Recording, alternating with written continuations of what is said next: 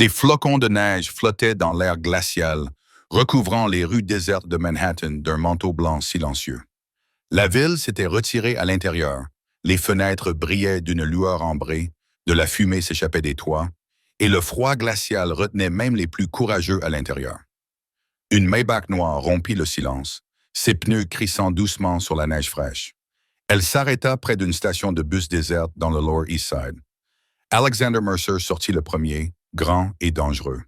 Son manteau en cachemire noir recouvrait un costume sur mesure couleur charbon, et ses yeux gris acier scrutaient la rue avec la précision d'un homme qui ne faisait confiance à personne. Il tendit la main, et une petite fille aux boucles châtains bondit dans la neige, son tutu rose dépassant de son manteau d'hiver. « Attention, princesse, dit-il en ajustant son écharpe. Rentrons à la maison. Papa, on peut d'abord aller boire un chocolat chaud? Emma rayonnait, agrippant sa main.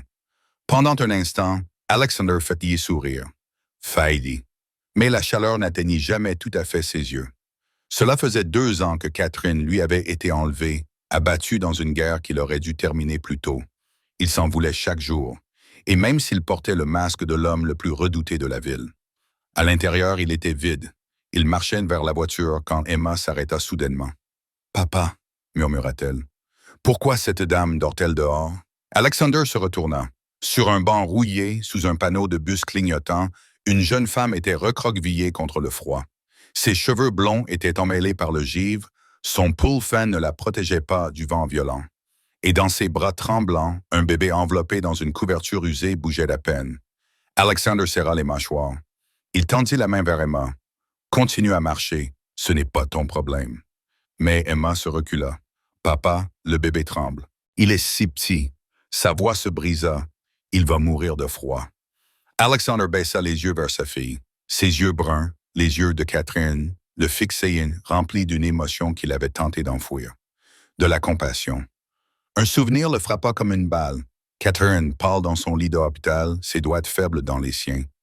Ne laisse pas les ténèbres t'engloutir, Alexander. Apprends à Emma à aimer. Promets-le-moi. Il avait promis. Sans un mot, Alexander déroula l'écharpe en cachemire qu'il portait autour du cou. Emma regarda en silence son père. L'homme le plus dangereux de New York marchait vers l'inconnu endormi. Que se passe-t-il lorsque le diable fait preuve de miséricorde? Si cette histoire vous a touché, cliquez sur « J'aime » et partagez-la avec quelqu'un qui a besoin de croire en une seconde chance. Abonnez-vous dès maintenant, car le meilleur reste à venir. Alexander s'agenouilla à côté du banc, son souffle formant des volutes blanches dans l'air glacial. Il drapa l'écharpe en cachemire sur le bébé, puis toucha doucement l'épaule de la femme. Sa peau était glacée à travers le tissu fin. « Vous ne pouvez pas rester ici, » dit-il d'une voix basse et ferme. « Le bébé va mourir de froid. » La femme se réveilla en sursaut, ses yeux bleus s'ouvrirent en panique. En un instant, elle arracha le bébé des mains d'Alexander et se recula contre le banc comme un animal acculé. « Ne touchez pas à mon enfant. » Sa voix était rauque, s'échappant d'une gorge sèche. Son regard hagard balaya Alexander, son costume coûteux, la Maybach garée non loin de là, et la suspicion se lut sur chaque trait de son visage pâle. Alexander ne recula pas. Il était habitué à ce que les gens aient peur de lui. Mais le regard de cette femme exprimait plus que de la peur. Il exprimait de la haine, de l'épuisement et quelque chose de plus profond qu'il reconnut immédiatement, car il portait en lui la même chose depuis 2 ans. La douleur. « Je ne vais pas vous faire de mal, » dit-il en essayant de garder une voix calme, « mais si vous restez ici 1 heure de plus, le bébé ne passera pas la nuit. » La femme serra le bébé plus fort contre elle, comme si son corps émacié pouvait lui servir de bouclier. « Je n'ai pas besoin de votre pitié, » grogna-t-elle. « Les hommes comme vous sont doués pour faire des promesses et ensuite les trahir. J'en ai assez entendu ces fausses gentillesses, » dit Alexander en fronçant les sourcils. Il y avait une histoire derrière cette amertume. Il le savait. Mais ce n'était pas le moment de poser des questions, car à cet instant, le bébé dans ses bras se mit à tousser, pas d'une toux normale pour un nourrisson. C'était une toux violente qui déchirait le silence de la nuit hivernale, entrecoupée d'un sifflement effrayant. Le petit visage de l'enfant prit une couleur violacée malsaine. Ses petits doigts se recroquevillèrent dans des spasmes violents et tout son corps fut secoué de tremblements. « Non, non, non !» cria la femme terrifiée, en tapotant le dos du bébé pour essayer de calmer la crise. Mais le bébé ne s'arrêta pas. La toux s'intensifia, la respiration devint plus difficile. Des larmes commencèrent à couler sur ses joues, se mélangeant à la neige qui tombait sur sa peau. Alexander se leva, et cette fois, sa voix était aussi froide que la glace, ne laissant aucune place à la négociation. Vous pouvez me détester. Vous pouvez vous méfier de moi. Mais le bébé a besoin d'un médecin tout de suite. Pas demain, pas dans une heure. Tout de suite, dit-il en montrant la Maybach. Ma voiture est chauffée. J'ai un médecin privé qui peut être là dans 15 minutes. Vous pouvez rester assis ici et regarder votre enfant mourir, ou vous pouvez ravaler votre fierté et me laisser vous aider. Des mots cruels, des mots froids, mais c'était la vérité. Et Alexander n'avait pas le temps de parler doucement. La femme baissa les yeux vers le bébé dans ses bras. Son fils allaitait, ses lèvres étaient violettes, son petit corps tremblait sans cesse. Au cours des 3 derniers mois, elle avait tout fait pour le maintenir en vie. Elle avait souffert de la faim pour qu'il puisse avoir du lait. Elle était restée éveillée toute la nuit pour le garder au chaud. Elle avait enduré le froid, l'humiliation, la solitude, tout cela pour lui. Et maintenant, en regardant son fils lutter pour respirer dans ses bras, elle savait que sa fierté ne le sauverait pas. Elle leva les yeux vers Alexander, et il vit le moment où elle capitula, non pas devant lui, mais devant la réalité. « D'accord, murmura-t-elle, la voix brisée. « D'accord, dit-elle en essayant de se lever, mais ses jambes engourdies et gelées refusaient de lui obéir. Elle tituba et faillit tomber. Alexander était là, une main soutenant son coude, l'autre légèrement appuyée sur son dos. Elle ne résista plus. Elle n'avait plus la force de résister. Ils se dirigèrent vers la voiture, ses pas laissant des traces irrégulières sur la neige blanche. La porte s'ouvrit, la chaleur s'échappant comme une étreinte, et la femme s'effondra presque sur la banquette arrière. Emma était déjà assise là, ses grands yeux fixés sur l'étrange femme et le bébé dans ses bras, avec la vive curiosité d'une enfant de 4 ans. « Madame, demanda Emma d'une voix claire, comment s'appelle le bébé? » La femme regarda la petite fille, puis baissa les yeux vers son fils, qui se calmait peu à peu, enveloppé par la chaleur de la voiture. Une larme coula sur sa joue. « Liam, murmura-t-elle, mon fils s'appelle Liam. » La Maybach glissa dans les rues désertes de Manhattan et s'arrêta devant un gratte-ciel de Tribeca. Olivia leva les yeux à travers la vitre de la voiture et dut cligner plusieurs fois des paupières pour s'assurer qu'elle ne rêvait pas. Le bâtiment se dressait devant elle comme une forteresse de richesse, sa façade en verre reflétant les lumières de la ville, et même au cœur de la nuit, elle pouvait voir le luxe rayonner de chaque ligne de son design. La porte s'ouvrit et un homme corpulent en costume noir s'inclina devant Alexander. « Patron, dit-il respectueusement. » Olivia sortit avec Liam dans les bras, les jambes encore tremblantes, et remarqua que l'homme qui avait ouvert la porte avait un pistolet à la ceinture. Elle déglutit péniblement, mais ne dit rien et suivit Alexander à l'intérieur. Le hall d'entrée coupa le souffle à Olivia. Du marbre blanc recouvrait le sol et les murs. Des lustres en cristal étaient suspendus au plafond, et un comptoir d'accueil en noyer brillant trônait au centre. 2 autres hommes en costume noir montaient la garde devant les portes de l'ascenseur et s'inclinèrent au passage d'Alexander. Un ascenseur privé les emmena au dernier étage. Lorsque les portes s'ouvrirent, Olivia pénétra dans un monde qu'elle n'aurait jamais imaginé. Le penthouse s'étendait comme un palais dans le ciel, avec ses plafonds vertigineux, ses œuvres d'art accrochées aux murs et ses baies vitrées offrant une vue imprenable sur Manhattan, scintillant dans la nuit. Mais au milieu de toute cette splendeur, Olivia remarqua quelque chose qui ne cadrait pas. Des caméras de sécurité dans chaque coin, des portes en acier dissimulées derrière des panneaux décoratifs en bois, et plus encore des hommes en costume noir dispersés dans tout l'espace, leurs yeux suivant chaque mouvement. Ce n'était pas la maison d'un homme d'affaires ordinaire. C'était une forteresse. « Le médecin sera là d'une minute à l'autre, » dit Alexander, et comme si ces mots avaient un pouvoir magique. Moins de 15 minutes plus tard, un homme d'âge moyen portant une mallette en cuir entra. Il examina Liam attentivement tandis qu'Olivia était assise à côté. Ses mains étaient si crispées que ses jointures étaient blanches. « Pneumonie », finit par dire le médecin, en levant les yeux vers Alexander. Heureusement, elle n'est pas trop avancée. S'il avait attendu quelques heures de plus, il n'a pas fini sa phrase, mais Olivia comprit. Quelques heures de plus, et son fils n'aurait peut-être plus été là. Il doit être surveillé pendant au moins une semaine. Le médecin continua, rédigeant des ordonnances. Gardez-le au chaud, nourrissez-le régulièrement et ne le laissez surtout pas prendre froid à nouveau. Olivia acquiesça, les larmes lui montant rapidement aux yeux. Une semaine. Elle allait devoir rester ici une semaine avec cet inconnu, dans cet étrange penthouse avec des gardes armés et des caméras de sécurité partout. Mais elle n'avait pas d'autre choix. Le cliquetis des talons résonna sur le sol en pierre, et Olivia leva les yeux pour voir une femme âgée s'approcher. Ses cheveux argentés étaient soigneusement attachés dans la nuque, son dos était droit comme une règle, et ses yeux étaient perçants comme des lames. Elle balaya Olivia du regard de la tête aux pieds, de ses cheveux blonds emmêlés encore saupoudrés de neige à son pull fin et sale, en passant par ses chaussures en tissu aux semelles usées. Et elle ne prit pas la peine de cacher la suspicion qui se lisait sur son visage. « Monsieur Mercer, dit-elle d'un ton aussi froid que la pierre, je vais préparer la chambre d'amis. » Pas un seul mot de bienvenue pour Olivia. Pas un seul regard amical. Seulement un jugement silencieux et une distance évidente. Olivia se sentait comme une tache au milieu de ce penthouse immaculé. « Merci, Madame Ashford, » répondit Alexander. La gouvernante hocha la tête et se détourna. Mais avant qu'elle ne puisse quitter la pièce, une petite main se tendit et saisit celle d'Olivia. « Madame », Emma leva les yeux, ses yeux bruns brillants. « Venez, je vais vous montrer la chambre de ma maman.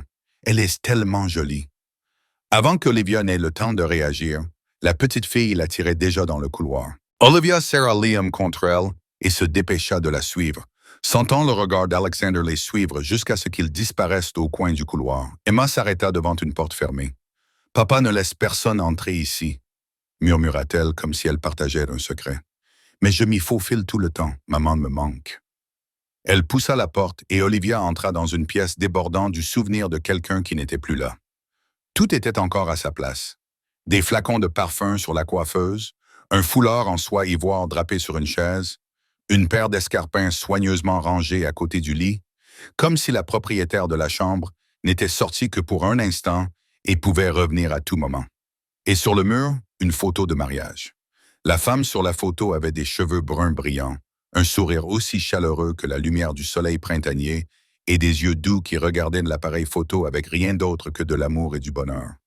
À côté d'elle se tenait Alexander, mais c'était un Alexander complètement différent. Il souriait, un sourire éclatant qui illuminait ses yeux, sans aucune trace de la froideur qu'Olivia avait vue ce soir-là. « Ma maman s'appelait Catherine, » dit Emma doucement. « Elle avait les cheveux clairs, comme toi. Elle est montée au ciel. » Olivia regarda la photo, puis la chambre entretenue comme un sanctuaire, et soudain, elle comprit. Le vide dans les yeux gris d'Alexander, la froideur comme une armure qu'il portait sur son âme, le luxueux penthouse qui ne renfermait aucune chaleur. L'homme le plus puissant de cette ville vivait avec une blessure qui ne guérirait jamais. Olivia se réveilla dans une pièce inconnue, mettant quelques secondes à se rappeler où elle était. La lumière du matin filtrait à travers les rideaux, et Liam dormait paisiblement dans un berceau blanc que quelqu'un avait apporté peu après minuit. Elle s'assit, regarda autour d'elle la chambre d'amis meublée comme une suite d'hôtels 5 étoiles, et la décision dans son cœur devint claire. Elle resterait jusqu'à ce que Liam aille mieux, puis elle partirait. Elle ne savait pas où elle irait, mais elle ne pouvait pas rester dans cet endroit plus longtemps que nécessaire.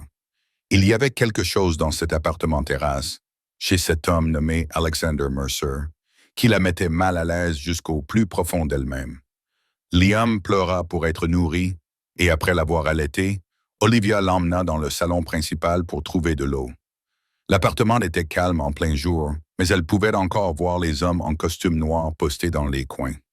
Ils ne la regardaient pas, mais elle savait qu'ils suivaient chacun de ses pas.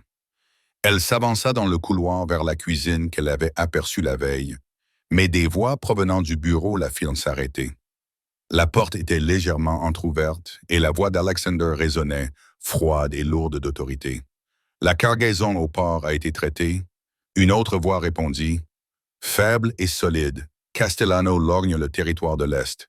Il pense que tu t'es adouci après ce qui s'est passé le mois dernier. Castellano.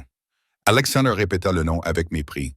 Fais-lui savoir que s'il dépasse les bornes, j'enverrai chacun de ses doigts à sa femme. Olivia se figea. Elle serra Liam dans ses bras jusqu'à ce que le bébé bouge, mal à l'aise. Le territoire des cargaisons.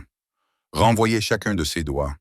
Ces mots déchirèrent en son esprit comme une tempête, et l'image de l'homme qui l'avait sauvé la nuit dernière commença à se transformer en quelque chose de complètement différent. Elle fit un pas en arrière, mais son coude heurta une petite table dans le couloir. Un verre d'eau tomba sur le sol et se brisa, le bruit sec rompant le silence matinal. Tout se figea. Puis la porte du bureau s'ouvrit brusquement. Alexander sortit, suivi d'un homme d'âge moyen qu'Olivia n'avait jamais vu auparavant. L'homme avait les cheveux poivre et sel, un visage aux traits durs, mais il dégageait la fiabilité inébranlable de quelqu'un qui avait survécu à de nombreuses épreuves. Mais ses yeux étaient différents. Aiguisés comme des lames, ils balayèrent Olivia avec la méfiance d'un prédateur évaluant une menace. « Qui est-ce » demanda-t-il à Alexander, sans chercher à cacher sa suspicion. « Mon invité » répondit Alexander, calme comme si de rien n'était. « Tu peux y aller, Tom. » L'homme nommé Tom ne dit rien de plus, mais avant de partir, il lança à Olivia un regard qui en disait long. Ce regard disait qu'il allait enquêter sur elle, découvrir qui elle était, et si elle représentait une menace, il s'occuperait d'elle. Les portes de l'ascenseur se refermèrent en derrière Tom, et Olivia se retrouva face à Alexander dans un silence pesant. Son cœur battait à tout rompre dans sa poitrine, et tous ses instincts lui criaient de s'enfuir, mais ses pieds semblaient cloués au sol. « Qui êtes-vous » demanda-t-elle, la voix tremblante, luttant pour rester calme. « Qui êtes-vous, vraiment » Alexander la regarda, ses yeux gris impassibles. Il s'approcha et Olivia recula jusqu'à ce que son dos touche le mur. Il s'arrêta à quelques pas d'elle, sans insister, mais sa présence remplissait toujours l'espace comme un poids. « Je suis Alexander Mercer » dit-il d'une voix basse et claire. « Ce nom vous dit-il quelque chose, Mercer » Olivia sentit le sang dans ses veines se glacer. Elle avait entendu ce nom. Qui à New York n'avait jamais entendu parler de Mercer? Les histoires chuchotées dans les bars bon marché. Les articles sur des crimes jamais élucidés. Les rumeurs d'un empire souterrain contrôlant la moitié de la ville. Vous, votre... Elle ne parvint pas à terminer sa phrase, comme si le fait de la prononcer à voix haute allait en faire une vérité qu'elle ne pourrait jamais nier. Alexander ne l'aida pas à la compléter. Il resta simplement là, attendant comme un juge attend la confession de l'accusé. « Je mène des activités dont vous ne devriez pas avoir connaissance, dit-il enfin. Je fais des choses que vous ne devriez pas voir. Mon monde n'est pas fait pour des gens comme vous. » Il fit une pause et sa voix s'adoucit légèrement. « Juste un peu. Mais dans cette maison, vous êtes en sécurité. C'est tout ce que vous devez comprendre. Je veux partir. » Olivia le dit sans réfléchir. « Je veux partir d'ici tout de suite. » « Les portes ne sont pas verrouillées, » répondit Alexander en montrant l'ascenseur. « Vous pouvez partir quand vous voulez, » dit-il en inclinant la tête vers Liam dans ses bras. « Mais votre fils a besoin d'au moins une semaine supplémentaire pour se rétablir complètement. » Le médecin l'a clairement indiqué. « Si vous le ramenez dehors dans le froid maintenant, la pneumonie s'aggravera. » Il la regarda droit dans les yeux. « Avez-vous un endroit où aller? » Silence. La question resta en suspens comme une sentence. Olivia ouvrit la bouche, voulant dire oui, voulant mentir en disant qu'elle avait un endroit, une famille, n'importe quoi. Mais aucun mot ne sortit, car la vérité était qu'elle n'avait rien. Pas de maison, pas d'argent, pas de famille, pas d'avenir. Seulement ses mains vides et un enfant qui avait besoin d'elle pour survivre. Alexander lut la réponse dans son silence. « Restez, dit-il. Ce n'était pas tout à fait un ordre, mais pas vraiment une proposition non plus. Pour le bébé, car il hésita, et quelque chose vacilla dans ses yeux gris. Pour Emma, elle a besoin d'une femme. » Puis il se détourna et retourna vers le bureau, laissant Olivia seule dans le couloir avec son enfant dans les bras et une décision qu'elle ne pouvait pas prendre. Elle se tenait dans l'antre du loup le plus dangereux de New York, et elle n'avait d'autre choix que de rester. Une semaine passa dans le penthouse comme un rêve étrange qu'Olivia ne savait pas si elle devait qualifier de cauchemar ou de miracle. Liam devenait chaque jour plus fort. Sa toux avait disparu et ses petites joues commençaient à reprendre des couleurs. Le médecin venait l'examiner tous les jours. Les médicaments étaient toujours là et il n'y avait jamais de pénurie de lait maternisé ou de couches. Olivia savait qu'elle devait être reconnaissante et elle l'était sincèrement. Mais chaque nuit, allongée sur le lit moelleux de cette luxueuse chambre d'amis, elle ne parvenait pas à dormir. Cette nuit-là n'était pas différente. Elle fixa le plafond pendant des heures, puis finit par se lever, alla voir Liam qui dormait profondément dans son berceau et sortit discrètement sur le balcon. L'air nocturne était glacial, mais Olivia était habituée au froid. 3 mois passés dans la rue lui avaient appris à endurer des conditions bien pires. Elle s'appuya contre la balustrade et regarda Manhattan, qui scintillait en contrebas comme un tapis de lumière s'étendant à l'infini. Et elle se demanda combien de personnes étaient également éveillées, comme elle. Vous n'arrivez pas à dormir non plus. La voix grave venait de derrière elle, et Olivia sursauta en se retournant. Alexander se tenait dans un coin du balcon qu'elle n'avait pas vu, un verre de whisky à la main, le regard perdu dans l'obscurité. Il ne se retourna pas pour la regarder, comme s'il savait depuis longtemps qu'elle était là. « J'y suis habitué », répondit Olivia d'une voix aussi légère qu'un souffle. « Depuis 3 mois, je ne dors pas plus de 2 heures par nuit, » dit Alexander en se retournant. Et pour la première fois depuis qu'elle l'avait rencontré, Olivia vit quelque chose de différent dans ses yeux gris. Pas la froideur habituelle, pas la menace d'un homme puissant, mais de la curiosité et peut-être, juste peut-être, une trace de compréhension. « Pourquoi ?» demanda-t-il d'une voix plus basse que d'habitude. « Comment en êtes-vous arrivé là? » Une jeune femme instruite, clairement pas le genre de personne à vivre dans la rue. Que s'est-il passé? Le silence s'installa entre eux. Le vent nocturne soufflait, vif et glacial. Mais Olivia ne frissonna pas. Elle avait assez frissonné, assez pleuré, assez eu peur. Elle se tenait maintenant sur le balcon de ce penthouse extravagant, face à l'homme le plus dangereux de la ville. Elle ressentait un calme étrange, peut-être parce qu'il était la seule personne à lui avoir posé cette question et à vouloir réellement entendre la réponse. « Ryan Mitchell », commença-t-elle, et le nom sortit de ses lèvres comme une blessure fraîchement ouverte. Le fils du sénateur Mitchell, beau, charmant, promis à un brillant avenir. Elle laissa échapper un rire amer. « J'ai travaillé comme décoratrice d'intérieur pour l'entreprise de sa famille. Nous sommes tombés amoureux, ou du moins je le croyais. Il m'a dit qu'il m'épouserait. Il m'a dit que nous aurions un avenir ensemble. » Olivia fit une pause et prit une profonde inspiration. « Puis je suis tombée enceinte et il a disparu. » Elle continua, sa voix semblable à celle de quelqu'un qui lit l'histoire d'une autre personne. La famille de Ryan a pris sa place, 500 000 $ pour qu'elle avorte et disparaisse de la vie de leur fils. Quand elle a refusé, ils l'ont détruite. Ils l'ont licenciée pour un vol qu'elle n'avait pas commis. Ils ont tellement ruiné sa réputation qu'aucune entreprise n'osait l'embaucher. Ses parents étaient morts dans un accident de voiture 3 ans plus tôt. Elle n'avait ni frère ni sœur, ni famille, personne vers qui se tourner. Elle a donné naissance à Liam dans un hôpital caritatif, seule, sans personne pour lui tenir la main ou la réconforter. Puis elle s'est retrouvée dans la rue avec un nouveau-né dans les bras et sans un sou en poche. 3 mois, dit Olivia, et sa voix se brisa pour la première fois. J'ai gardé mon fils en vie pendant 3 mois sans rien. Je mangeais la nourriture que les gens jetaient pour avoir du lait à lui donner. Je dormais sous les ponts, dans les parcs, sur les bancs des bus. J'ai tout fait. Tout pour que Liam puisse vivre. Des larmes coulaient sur ses joues, mais elle ne les essuya pas. Et la nuit où vous m'avez trouvé, j'ai pensé que c'était la dernière. Je n'avais plus rien. Je me suis dit qu'au moins, si nous devions mourir, nous mourrions ensemble. Alexander ne dit rien pendant qu'elle racontait son histoire. Il resta là, immobile comme une statue, mais Olivia vit sa main se crisper autour du verre de whisky jusqu'à ce que des veines bleues apparaissent sous sa peau. Lorsqu'elle eut terminé, le silence s'éternisa jusqu'à devenir oppressant.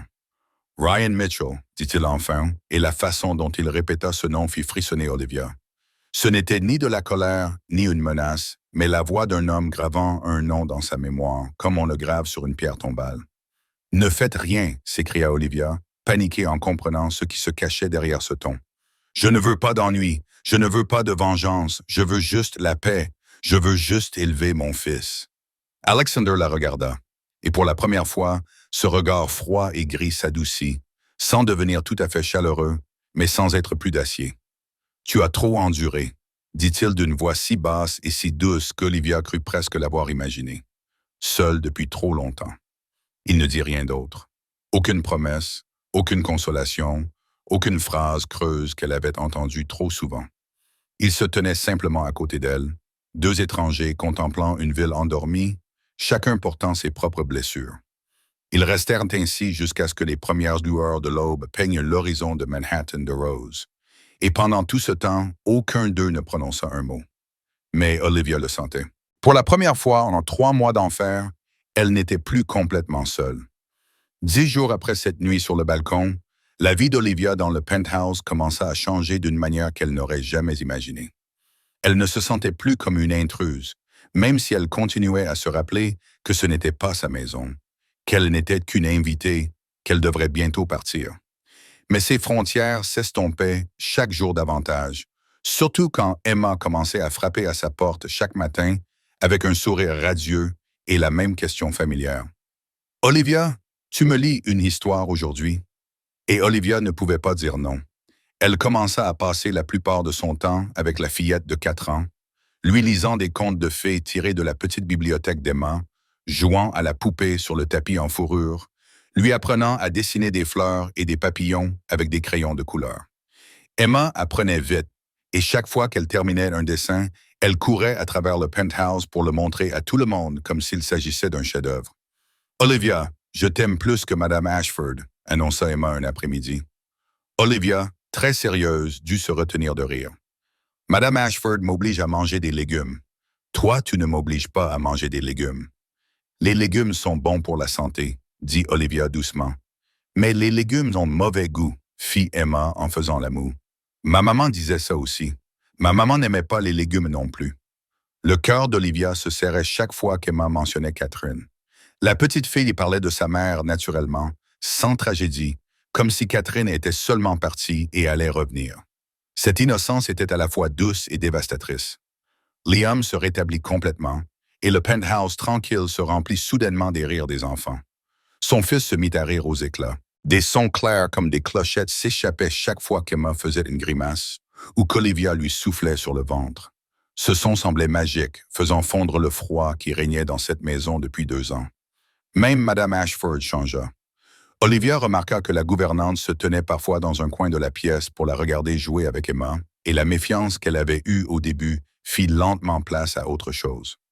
Un après-midi, alors qu'Olivia allaitait Liam dans le salon, Mademoiselle Ashford s'approcha et posa une tasse de thé chaud sur la table à côté d'elle.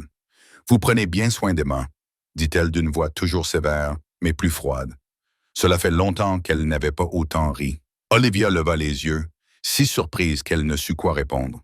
C'était la première fois que Madame Ashford lui parlait comme à une personne et non comme à une intruse qu'il fallait surveiller. « Merci », finit par dire Olivia, et la gouvernante hocha la tête et s'éloigna. Mais Olivia aurait juré avoir vu un léger sourire se dessiner sur ses lèvres sévères. Mais le plus grand changement vint d'Alexander. Il commença à rentrer plus tôt chaque jour, parfois même avant qu'Emma ne sorte de son cours de danse. Madame Ashford dit à Olivia que cela ne s'était jamais produit au cours des 2 dernières années. Pas depuis la mort de Catherine. Avant, il travaillait toujours tard, dînait seul dans son bureau et ne voyait Emma que quelques minutes avant qu'elle n'aille se coucher. Désormais, il s'asseyait à table avec eux. Un soir, ils se sont tous les 4 réunis autour de la table à manger comme une vraie famille. Alexander était assis en bout de table. Emma était à sa droite, Olivia à sa gauche et Liam dans sa chaise haute entre Olivia et Emma. Emma parlait de son cours de danse classique, de son professeur, de ses camarades de classe, du nouveau pas qu'elle était en train d'apprendre. Liam applaudissait et riait chaque fois qu'Emma mimait un mouvement. Et Olivia souriait aux 2 enfants, oubliant un instant qu'elle était assise à la même table que le plus puissant parrain de la mafia de New York. Puis elle leva les yeux et surprit Alexander en train d'observer la scène avec une expression qu'elle ne lui avait jamais vue auparavant. Ni froide, ni distante, mais stupéfaite, comme s'il n'arrivait pas à croire ce qu'il voyait. Comme s'il avait peur que tout disparaisse s'il clignait des yeux. Après le dîner, Olivia et Alexander mirent Emma au lit ensemble. La petite fille était allongée entre eux dans son lit de princesse, écoutant Olivia lui faire la lecture tandis qu'Alexander était assis à côté, observant tranquillement sa fille. Quand Emma s'endormit, ils se levèrent tous les 2, tirèrent la couverture sur elle, et leurs mains se frôlèrent accidentellement. Ils sursautèrent tous les 2. Olivia leva les yeux et vit les yeux gris d'Alexander fixés sur elle. Dans la faible lueur de la veilleuse, elle vit quelque chose dans ce regard, quelque chose qu'elle n'osait nommer. Personne ne parla. Personne ne retira sa main. Ils restèrent ainsi pendant un battement de cœur, puis un autre. Puis Alexander fut le premier à bouger. Il retira sa main, se détourna et quitta la pièce sans un mot. Mais Olivia pouvait encore sentir la chaleur de son contact sur sa peau et son cœur battait la chamade pour une raison qu'elle ne voulait pas admettre. Les 2 semaines suivantes passèrent et les dîners ensemble cessèrent d'être inhabituels pour devenir une routine. Chaque soir, quand Alexander sortait de l'ascenseur, Emma courait se jeter dans ses bras, Liam applaudissait et riait. Depuis sa chaise haute, et Olivia se tenait à la table à manger, lui préparant une place supplémentaire comme si c'était la chose la plus naturelle au monde. Personne ne le disait à voix haute, mais ils étaient devenus une famille de la manière la plus étrange qui soit, et les nuits blanches étaient devenues une habitude qui n'appartenait qu'à Olivia et Alexander. Ils se retrouvaient souvent sur le balcon vers 2 heures du matin, lorsque la ville était déjà endormie et que seules des lumières lointaines clignotaient au loin. Ils ne parlaient pas beaucoup. Parfois, ils se tenaient simplement côte à côte en silence, mais ce silence ne semblait plus pesant. Il était devenu confortable, comme s'ils s'étaient tellement habitués à la présence de l'autre qu'ils n'avaient plus besoin de mots pour remplir l'espace. Ce soir-là, Alexander buvait plus que d'habitude. Olivia s'en rendit compte dès qu'elle mit le pied sur le balcon et vit que la bouteille de whisky était presque à moitié vide. Il était appuyé contre la balustrade, les yeux fixés sur la nuit, mais Olivia savait qu'il ne voyait rien. Il regardait dans le passé. « C'est un jour spécial aujourd'hui ?» demanda-t-elle doucement, s'arrêtant à quelques pas de lui. Alexander ne répondit pas tout de suite. Il porta le whisky à ses lèvres, but d'une longue gorgée, puis se mit à parler. « Il y a 2 ans aujourd'hui, Catherine, » il s'interrompit, comme si ce nom était trop lourd à prononcer. « Il y a 2 ans aujourd'hui, je l'ai perdu. » Olivia resta silencieuse. Elle ne savait pas quoi dire. Et peut-être qu'Alexander n'avait pas besoin qu'elle dise quoi que ce soit. Il avait besoin d'être écouté. « Catherine, elle ne ressemblait à personne que j'avais rencontré auparavant, » commença Alexander, d'une voix basse et lointaine, comme s'il se parlait à lui-même. « Je l'ai rencontrée dans une ruelle de Brooklyn. Des voyous étaient en train de tabasser un enfant sans abri et elle s'est précipitée pour les arrêter. Une petite fille, sans armes, sans renfort, tenant tête à 3 hommes 2 fois plus grands qu'elle. » Il y eut un petit rire, le premier qu'Olivia lui avait entendu émettre et qui dégageait une réelle chaleur. Je suis resté là à la regarder comme un idiot. Puis je suis intervenu, je me suis occupé des voyous et elle m'a réprimandé pour avoir recouru à la violence. Il secoua la tête. Elle ne savait pas qui j'étais. Elle ne savait pas que je pouvais ordonner la mort de ces 3 hommes. Et personne n'oserait demander pourquoi. Et quand elle a découvert que j'étais Alexander Mercer, l'homme que toute la ville craignait, il a marqué une pause, les yeux fixés dans le vide. Elle ne s'est pas enfuie. Elle a dit qu'elle aimait l'homme que j'étais, pas le nom que je portais. Elle m'aimait avant de savoir que j'étais un monstre, et après l'avoir su, elle laisse rester. La voix d'Alexander s'est affaiblie. Nous nous sommes mariés. Nous avons dû Emma. 4 ans. 4 ans, les 4 années les plus heureuses de ma vie sanglante. Je pensais pouvoir tout avoir. Le pouvoir, l'argent et une famille qui m'aimait. Il prit une autre gorgée, serrant le verre si fort qu'Olivia craignit qu'il ne se brise. Puis Castellano passa à l'action. Une tentative d'assassinat à mon encontre, lors d'une soirée ordinaire où nous célébrions notre anniversaire de mariage. Un tireur embusqué sur le toit d'en face. J'ai vu le reflet de la lumière sur la lunette et je me suis retourné juste à temps. Sa voix s'est brisée pour la première fois. Catherine m'a poussé hors de danger. Elle a pris la balle à ma place. La balle destinée à mon cœur lui a transpercé la poitrine. Olivia sentit les larmes lui monter aux yeux, non pas pour elle-même, mais pour l'homme qui se tenait devant elle, avec une blessure qui saignait encore 2 ans après. Elle est morte dans mes bras. Alexander continua, sa voix n'étant plus qu'un murmure.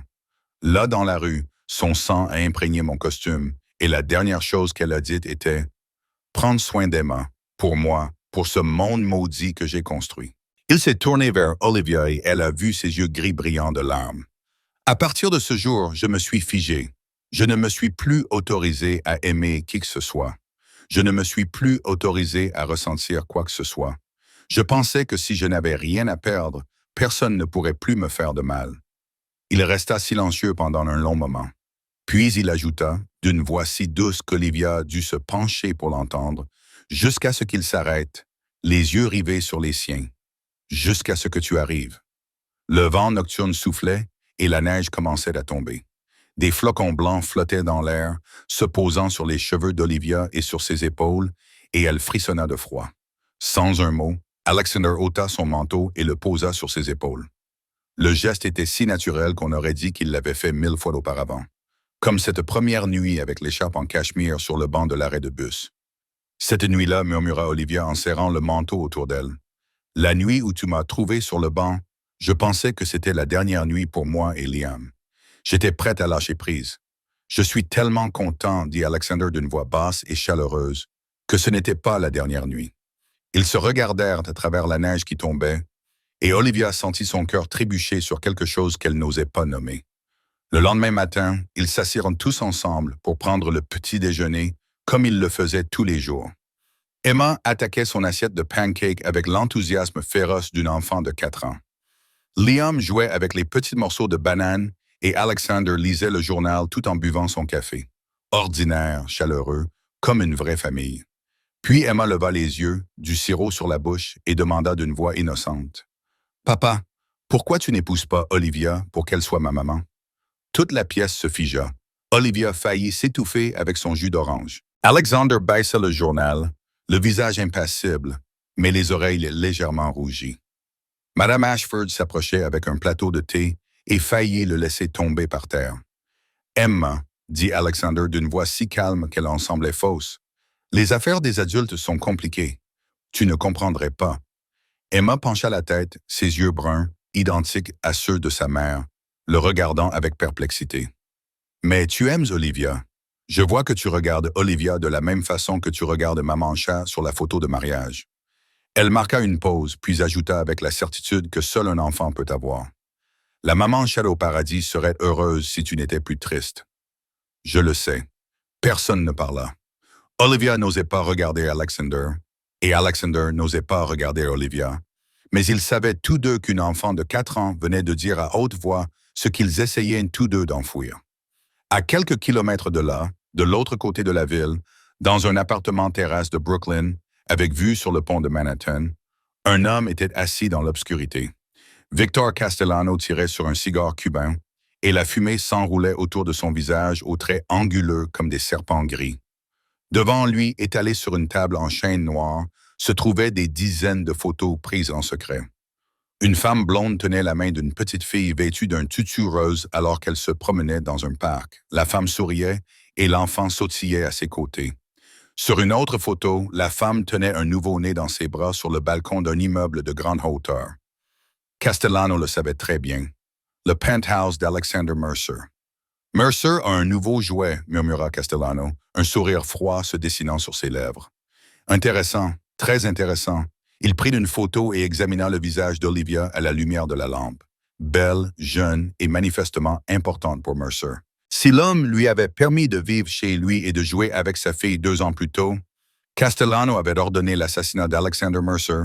Cette balle aurait dû mettre fin à la guerre qui durait depuis des décennies entre les deux familles. Au lieu de cela, la femme de Mercer était morte et la guerre était devenue plus brutale que jamais. Mercer s'était vengé en tuant le jeune frère de Castellano, en lui coupant la tête et en la renvoyant dans un coffret cadeau. Depuis lors, ils étaient dans une impasse, aucun des deux n'osant lancer une attaque directe, attendant tous deux une ouverture. Et maintenant, il semblait que l'occasion s'était présentée. On frappa à la porte et un homme entra. Ryan Mitchell ne ressemblait pas à quelqu'un qui pénétrait dans l'antre d'un démon. Il portait un costume 3 pièces coûteux, ses cheveux étaient soigneusement coiffés et ses chaussures en cuir ciré. Mais ses yeux étaient différents. Il parcourait la pièce avec une peur qu'il ne pouvait cacher. Et lorsqu'il vit Castellano assis dans l'obscurité, il déglutit pitoyablement. « Vous m'avez appelé ?» demanda Ryan, essayant de garder une voix calme, mais échouant lamentablement. Castellano ne répondit pas tout de suite. Il resta simplement assis là, tirant sur son cigare, laissant le silence s'étirer suffisamment longtemps pour que Ryan commence à transpirer. Puis il jeta une photo sur la table, juste devant Ryan. « Votre pute », dit Castellano, d'un ton aussi doux que s'il parlait du thym. « Vis avec mon ennemi. Quelle coïncidence intéressante, n'est-ce pas? » Ryan baissa les yeux vers la photo et pâlit.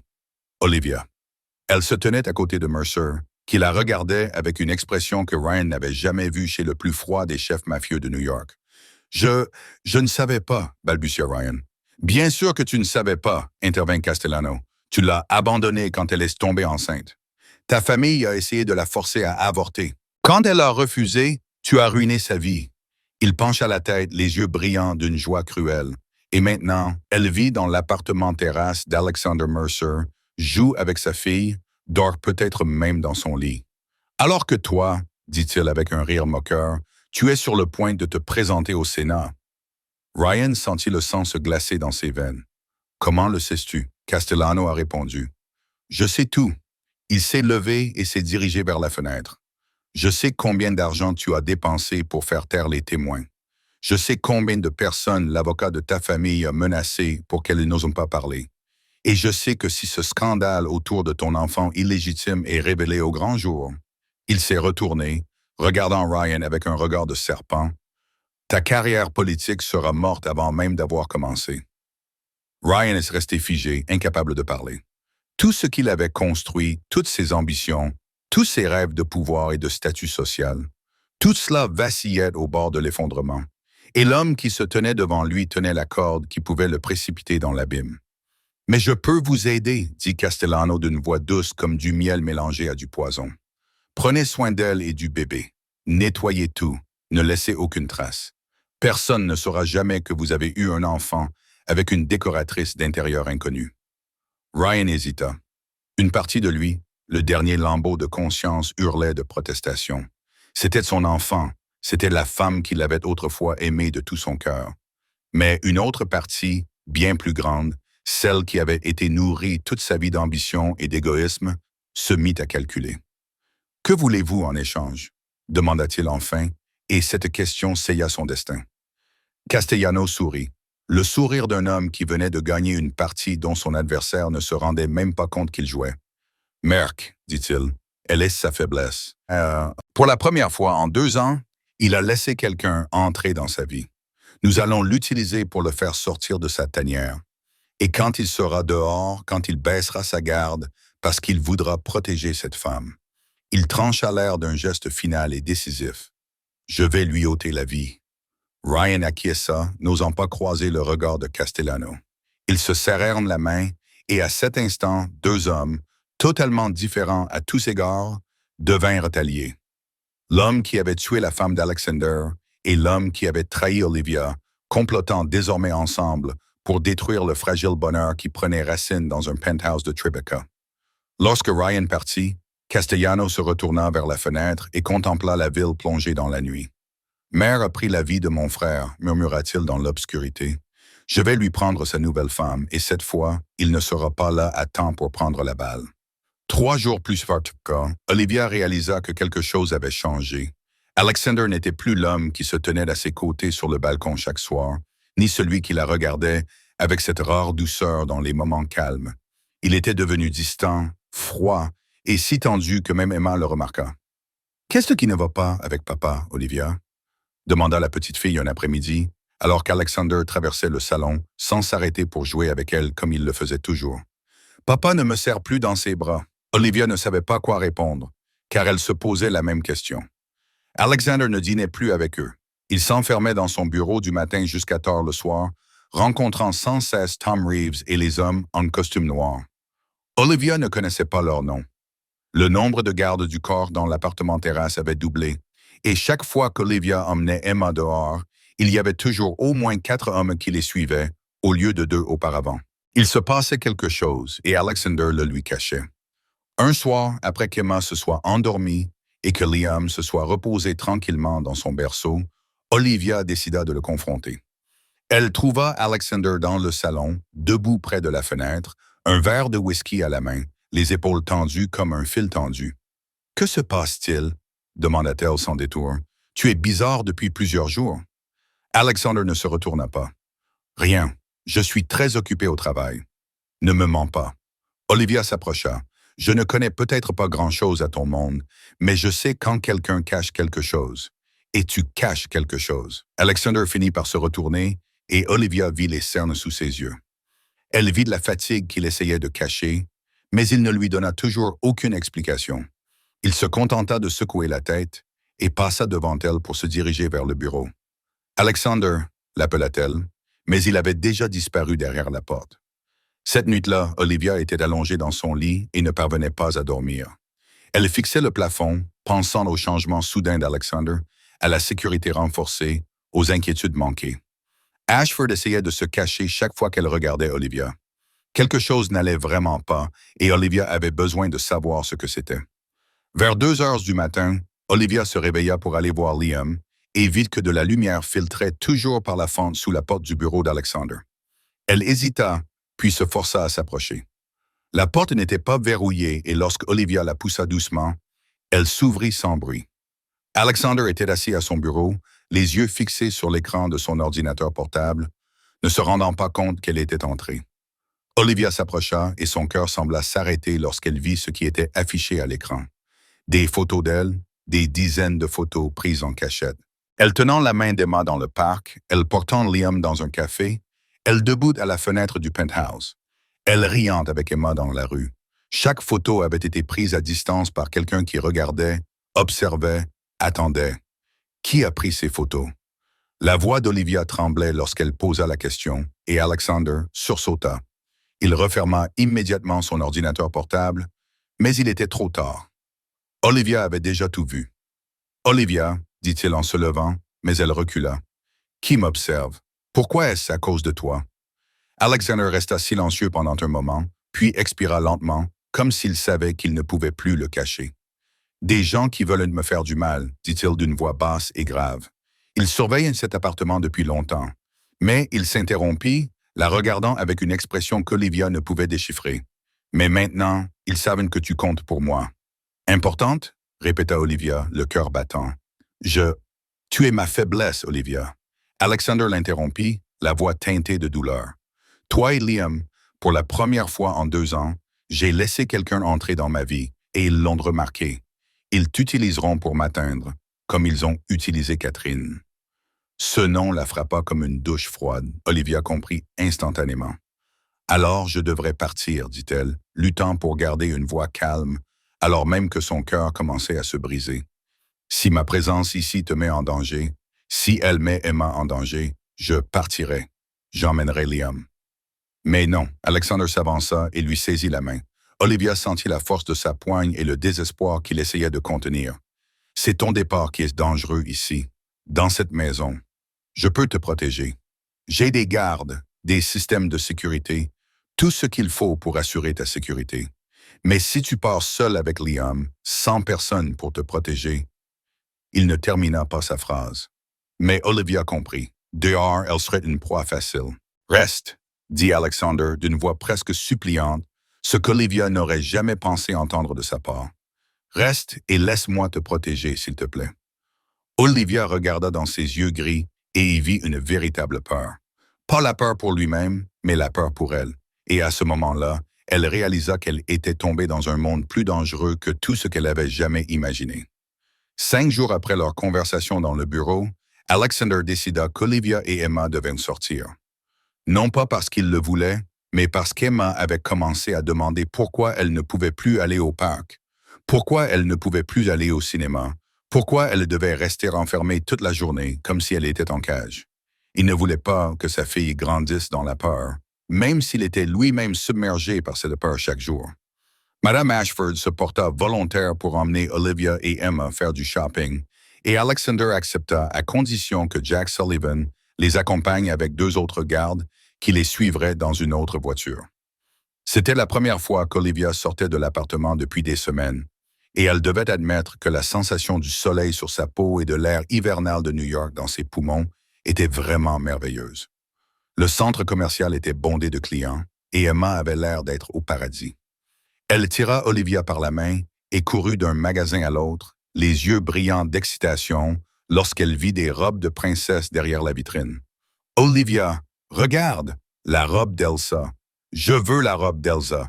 s'écria Emma en montrant du doigt une robe bleue scintillante qui ressemblait à de la glace et de la neige. Olivia sourit et se baissa pour se mettre à la hauteur de l'enfant.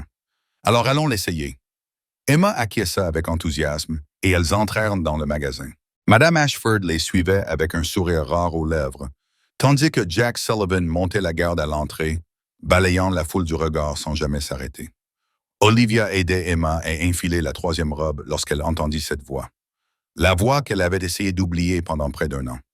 La voix qui lui avait autrefois murmuré des mots d'amour, puis avait disparu sans explication. Olivia. Elle se figea. Tout autour d'elle semblait s'être arrêté.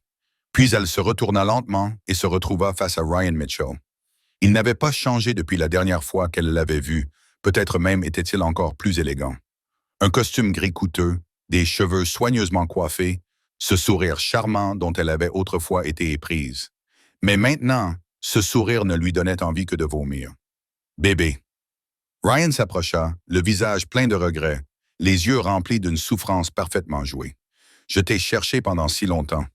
Je suis désolé. J'ai eu tort. J'ai commis une terrible erreur. » Olivia recula instinctivement, tirant Emma derrière elle. La petite fille regardait cet homme étrange avec curiosité et une pointe de peur, sentant la tension qui émanait de la femme qu'elle aimait. « Va-t'en, » dit Olivia d'une voix glaciale. « Chérie, écoute-moi, s'il te plaît. Laisse-moi t'expliquer. » Ryan s'approcha, les deux mains levées comme s'il essayait de calmer un animal sauvage. « Je sais que je t'ai fait du mal. Je sais que ma famille t'a maltraité, mais je veux réparer ça. Je veux rencontrer mon fils. J'en ai le droit. » Le droit, Olivia l'interrompit. Un rire amer s'échappa de sa gorge. Tu me parles de droit. Tu nous as abandonnés quand j'avais le plus besoin de toi. Tu as disparu comme si je n'avais jamais existé. Ta famille a essayé de me forcer à avorter. Et quand j'ai refusé, ils ont détruit ma vie. Sa voix tremblait de rage. Tu n'as aucun droit. Tu n'es pas le père de Liam. Tu n'es qu'un donneur de sperme qui s'est enfui. Le visage de Ryan se crispa, la colère brillant dans ses yeux avant qu'il ne la dissimule rapidement sous un faux air de douleur. « Tu te méprends.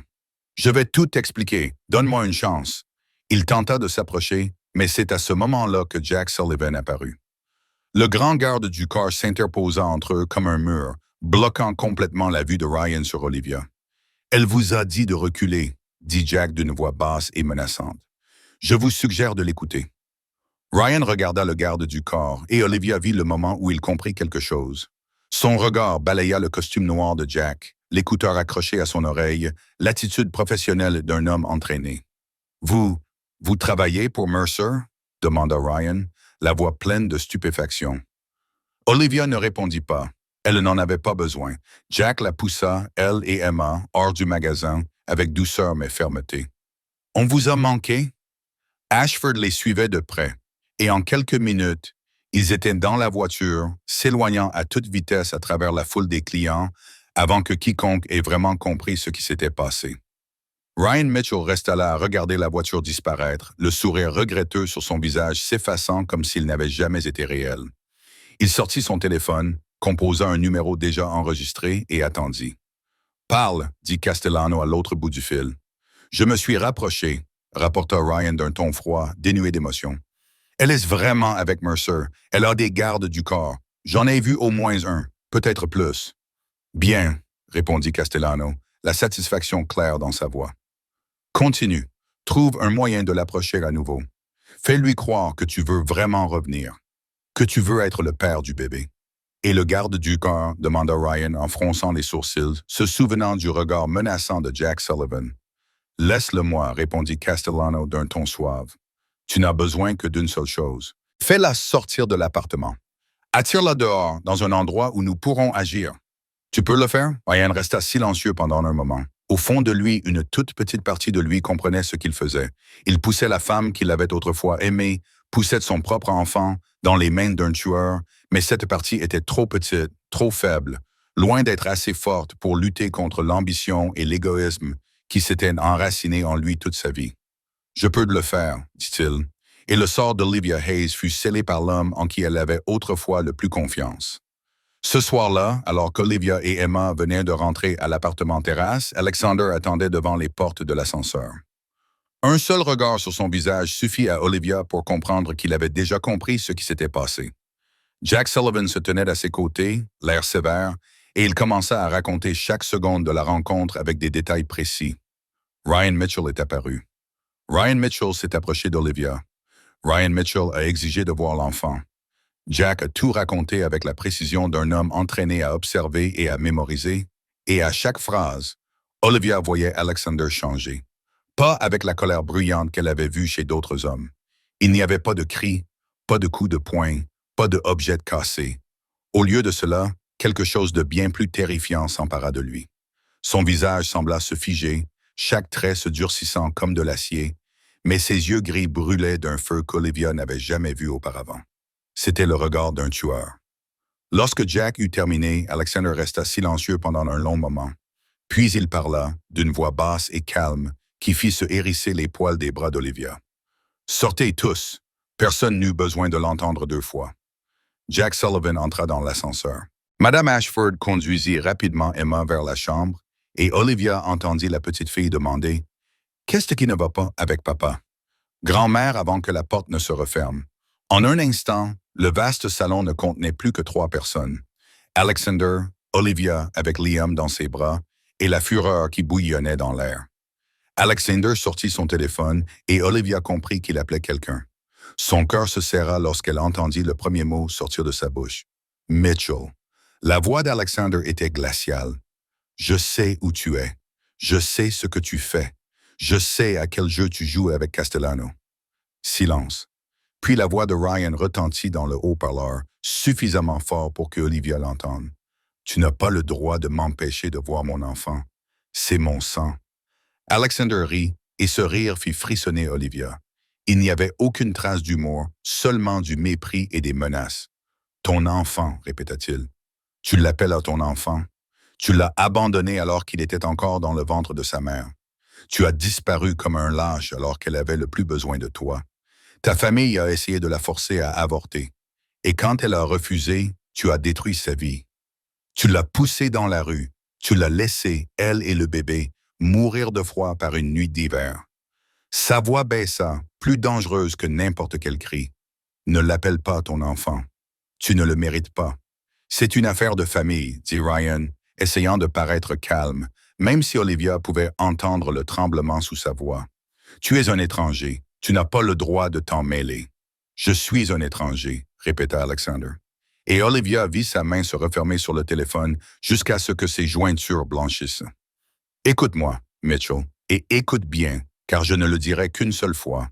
Si tu t'approches à moins de 100 mètres d'elle une seule fois de plus, je te montrerai à quoi ressemble l'enfer. Et quand je dis l'enfer, je ne parle pas au sens figuré. Silence à l'autre bout du fil. Alexander continua, sa voix n'étant plus qu'un murmure mortel. Demande à Castellano combien de doigts sa femme a reçu de la part de Trader, renvoyé dans une boîte cadeau. Puis décide si tu veux garder les 10. Il mit fin à l'appel sans attendre de réponse. Et le silence qui suivit était si épais qu'il en était étouffant. Olivia se tenait près du mur, Liam endormi dans ses bras, inconscient de tout. Elle réalisa qu'elle tremblait, non pas à cause du froid, mais parce que pour la première fois, elle voyait véritablement le monstre qui se cachait derrière l'homme auquel elle avait commencé à s'attacher. « Toi, parvint-elle à dire d'une voix tremblante, ferais-tu ce que tu as dit? Le ferais-tu vraiment? » Elle ne parvint pas à terminer sa phrase. Alexander se tourna vers elle, ses yeux gris brûlants toujours d'un feu qui ne s'était pas éteint. « Si c'est nécessaire, répondit-il sans hésiter.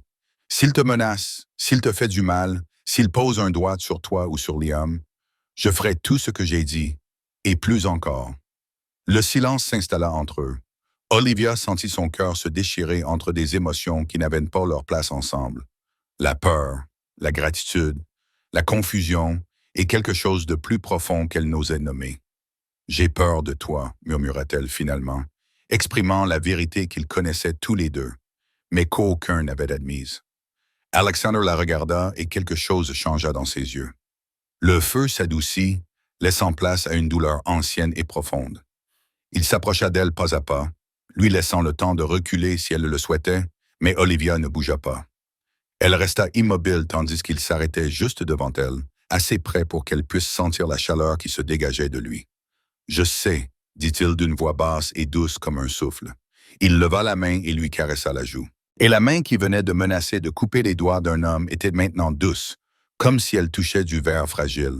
« Mais je ne laisserai personne te faire du mal, même si tu as peur de moi, même si tu me détestes pour ce que je suis. Même toi? Demanda Olivia en le regardant droit dans les yeux. Peux-tu me protéger de toi-même? Alexander resta silencieux pendant un long moment, si long qu'Olivia crut qu'il ne répondrait pas. Puis il fit quelque chose qu'elle n'attendait pas. Il l'attira dans ses bras, prenant soin de ne pas réveiller Liam, mais suffisamment fort pour qu'elle puisse sentir son cœur battre à toute rompre contre sa poitrine. « Je ne sais pas, » murmura-t-il dans ses cheveux, la voix brisée pour la première fois. « Je ne sais vraiment pas. » 3 jours après cette nuit-là, Alexander appela Ryan Mitchell pour le menacer. L'atmosphère dans le penthouse devint étrange. La tension était toujours là, suspendue dans l'air comme une tempête qui n'avait pas encore touché terre. Mais au sein de cette tension, il y avait des moments de silence qui semblaient lourds de sens. Alexander ne quitta pas le penthouse. Il annula tous ses rendez-vous à l'extérieur, travailla à distance depuis son bureau, mais la porte resta ouverte. Il voulait entendre le rire d'Emma, les pleurs de Liam, le bruit des pas d'Olivia dans la maison. Il voulait savoir qu'ils étaient toujours là, toujours en sécurité, toujours à sa portée. Olivia remarqua le changement et ne savait pas quoi penser. Une partie d'elle avait toujours peur, se souvenant encore de la voix glaciale qu'il avait utilisée lorsqu'il avait menacé de couper les doigts de Ryan. Mais une autre partie, une partie qui grandissait chaque jour, se sentait protégée, à l'abri, aimée d'une manière qu'elle n'avait jamais connue auparavant. La 3e nuit, Olivia fit un cauchemar. Elle rêva qu'elle était de retour sur le banc de l'arrêt de bus. La neige tombait drue, froide, assez tranchante pour couper la peau et les os. Liam était dans ses bras, mais son fils ne bougeait pas. Ses lèvres étaient violettes, sa peau était glacée. Et peu importe comment elle le secouait, l'appelait, le suppliait et pleurait, il ne réagissait pas. Puis elle entendit le bruit d'une voiture, vit la Maybach noire s'arrêter, vit Alexander en sortir, mais au lieu de venir vers elle, il se contenta de la regarder, puis se retourna et s'éloigna, la laissant seule avec un bébé qui ne respirait plus. Olivia se réveilla avec un cri coincé dans la gorge. Elle se redressa d'un coup, trempée de sueur, le cœur battant à tout rompre. Son instinct la poussa à se précipiter vers le berceau. Et lorsqu'elle vit Liam dormir paisiblement, la poitrine se soulevant et s'abaissant à un rythme régulier, elle s'effondra sur le sol et sanglota. Elle pleura de soulagement. Elle pleura de peur. Elle pleura pour tout ce qu'elle avait survécu et tout ce qu'elle allait encore devoir affronter. La porte de la chambre s'ouvrit et Alexander apparut. Il était encore tout habillé, n'ayant manifestement pas dormi, et ses yeux gris balayèrent la pièce avec une inquiétude qu'il ne prit pas la peine de cacher. « J'ai entendu, » commença-t-il, mais il s'interrompit lorsqu'il vit les larmes sur ses joues. Il la vit recroquevillée sur le sol à côté du berceau. Il entra, ferma doucement la porte et s'assit à côté d'elle. Il ne dit rien. Il resta simplement là, présent dans l'obscurité. « De quoi as-tu rêvé ?» demanda-t-il enfin, d'une voix douce comme un souffle.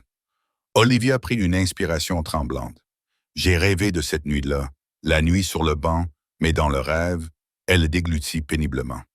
Tu ne t'es pas arrêté. Tu m'as regardé, puis tu es parti. Et Liam. » Elle ne parvint pas à finir. Les larmes coulèrent à nouveau. Alexander lui prit la main, sa paume chaude enveloppant ses doigts froids. « Mais j'ai arrêté, » dit-il. « J'ai arrêté. »« Olivia, tu es là. Liam est là, en sécurité. » Olivia le regarda, ses yeux bleus humides dans la faible lueur de la veilleuse. « Pourquoi? » Elle posa la question qu'elle gardait en elle depuis cette première nuit. « Pourquoi t'es-tu arrêté? Tu es Alexander Mercer. Tu n'avais pas à sauver qui que ce soit. Tu ne devais rien à personne. Pourquoi n'as-tu pas continué à marcher comme tout le monde? » Alexander resta silencieux pendant un long moment, scrutant son visage comme s'il cherchait la réponse en lui-même. « À cause d'Emma, » finit-il par dire. « Elle m'a regardé avec les yeux de Catherine et m'a dit que le bébé avait froid. Je ne pouvais pas regarder ma fille dans les yeux et m'en aller. » Il fit une pause. « À cause de ma promesse à Catherine, elle m'a fait promettre que j'apprendrais à Emma à aimer. Et je ne peux pas enseigner cela à mon enfant si je tourne le dos à quelqu'un qui a besoin d'aide. » Il serra sa main plus fort et sa voix s'adoucit. « Et à cause de toi, je ne sais pas pourquoi, mais quand je t'ai vu sur ce banc avec ton bébé dans les bras, je n'ai pas pu m'en aller. Quelque chose en moi m'en a empêché. » Le silence envahit la pièce. Olivia sentit son cœur trébucher et comprit qu'elle se trouvait à un tournant.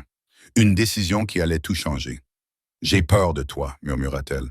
J'ai peur de ton monde. J'ai peur de ce que tu peux faire, de ce que tu as fait, de ce que tu feras. Je sais, dit Alexander, mais j'ai encore plus peur de te perdre, dit Olivia d'une voix brisée, et la vérité qu'elle avait essayé d'enfouir finit par s'échapper. Je ne sais pas quand cela s'est produit, mais tu es devenu une partie de ma vie, de la vie de Liam, et j'ai plus peur d'un jour sans toi que de vivre dans la crainte de ce que tu es. Alexander se pencha jusqu'à ce que son front repose contre le sien, son souffle chaud sur ses lèvres. Tu ne devrais pas aimer quelqu'un comme moi. Murmura-t-il, je suis dangereux. Mon monde est dangereux. Tu mérites mieux que ça. De toute façon, c'est trop tard, dit Olivia, et c'est elle qui franchit la dernière distance. Le premier baiser fut léger comme un papillon, hésitant, comme s'ils avaient tous deux peur de briser quelque chose de fragile. Mais Alexander leva alors la main pour lui caresser le visage, et le baiser s'intensifia, devint fougueux, comme si tout ce qu'ils avaient retenu pendant des semaines s'était enfin libéré en cet instant. Lorsqu'ils se séparèrent, ils respiraient tous deux difficilement. Alexander la regarda et ses yeux gris étaient désormais doux d'une manière qu'Olivia n'avait jamais vue. « Si tu entres dans mon monde, dit-il d'une voix rauque, il n'y aura plus de retour en arrière possible. Tu comprends? Une fois que tu seras mienne, je ne te laisserai plus jamais partir. » Olivia posa sa main sur sa poitrine, juste au-dessus du cœur qui battait sous sa chemise. « Je sais, dit-elle, et je choisis quand même d'être ici. » Un mois passa comme un rêve dont Olivia ne voulait pas se réveiller. Ce qu'elle partageait avec Alexander grandissait naturellement, comme s'il s'était appartenu bien avant que cette nuit d'hiver sur le banc de bus ne les réunisse. Plus besoin de se cacher, plus besoin d'échanges de regards furtifs ou de contacts accidentels suivis d'une retraite précipitée. Olivia emménagea dans la chambre d'Alexander et chaque nuit, elle dormait dans ses bras, se sentant vraiment en sécurité pour la première fois depuis des années. Emma fut la première à remarquer le changement et elle ne cacha pas sa joie. Un matin, au petit déjeuner, elle leva les yeux vers Alexander avec des yeux brillants et demanda d'une voix claire et innocente. « Papa, Olivia dort-elle tout le temps dans ta chambre maintenant, comme un mari et une femme, comme toi et maman chatte avant? » Alexander faillit s'étouffer avec son café et Olivia sentit ses joues s'empourprer. Mais avant que quiconque puisse répondre, Emma poursuivit, le ton plein d'espoir. « J'aime ça. J'aime Olivia. Je veux qu'Olivia reste avec nous pour toujours. » Madame Ashford se tenait à côté de la table et pour la première fois en 2 ans, Olivia la vit sourire sincèrement. C'était un petit sourire, rapide, mais il était réel et il indiquait à Olivia que la sévère gouvernante l'avait accepté. Après le petit déjeuner, alors qu'Emma courait jouer avec Liam, Madame Ashford s'arrêta près d'Olivia et lui parla doucement, d'une voix plus chaleureuse qu'Olivia ne l'avait jamais entendue. Catherine serait heureuse qu'il ait retrouvé la lumière. Elle ne voulait pas qu'il vive dans l'obscurité pour toujours. Puis elle s'éloigna, laissant Olivia debout, le cœur si plein qu'elle ne pouvait mettre des mots sur tout ce qu'elle ressentait. Mais le bonheur ne pouvait effacer complètement l'inquiétude. Une nuit, alors qu'ils étaient allongés ensemble dans le noir, Olivia avoua ce qu'elle gardait en elle depuis longtemps. « J'ai peur, murmura-t-elle, la tête posée sur sa poitrine, écoutant le rythme régulier de son cœur sous son oreille. « Peur de quoi? » demanda Alexander en lui caressant les cheveux. « Vivre avec toi, c'est vivre avec des armes, des ennemis, un danger toujours présent. » Olivia prit une profonde inspiration. « Je peux le supporter. J'ai survécu 3 mois dans la rue. Je peux survivre à tout. Mais qu'en est-il de Liam? Et Emma? Ce sont des enfants, Alexander. Ils ne devraient pas grandir dans un monde de violence et de sang. » Alexander prit sa main et la porta à ses lèvres, l'embrassant doucement. « C'est pour cela que je fais ce que je fais, » dit-il d'une voix basse et assurée. « Je n'ai pas bâti cet empire pour le pouvoir ou l'argent. Je l'ai fait pour protéger ma famille, pour que personne ne puisse toucher les gens que j'aime. Personne ne touchera les enfants. Personne ne te touchera. » Olivia resta silencieuse pendant un moment. Puis elle se redressa et le regarda droit dans les yeux. « Je te crois, mais j'ai besoin que tu me promettes quelque chose. Quoi? Si un jour tu dois choisir entre ton empire et ta famille, dit-elle d'une voix grave. Choisis ta famille, promets-le-moi. » Alexander la regarda et Olivia vit quelque chose s'adoucir dans ses yeux gris. Il l'attira vers lui, l'embrassa sur le front, puis murmura J'ai fait mon choix le soir où je me suis arrêté près de ce banc, Olivia. Dès l'instant où je t'ai vu avec Liam, j'ai fait mon choix. La semaine suivante, Alexander fit quelque chose qu'Olivia n'aurait jamais imaginé. Il annonça publiquement dans le monde souterrain qu'elle était sienne, envoyant ainsi un message clair à tous ses ennemis. Quiconque toucherait Olivia ou son enfant subirait sa colère. Cela la protégeait, mais cela l'attirait aussi officiellement dans son monde, sans possibilité de retour. Un soir, alors que toute la famille était assise dans le salon, Alexander s'approcha du berceau de Liam. Il se pencha et, pour la première fois depuis que le bébé s'était rétabli, il prit Liam dans ses bras. Le bébé le regarda avec ses yeux bleus, comme ceux de sa mère, puis sourit, sa petite main s'enroulant autour du doigt d'Alexander. Alexander observa Liam pendant un long moment, puis se tourna vers Olivia. « Si tu me le permets, dit-il d'une voix basse et pleine d'émotion, je veux reconnaître Liam comme mon fils.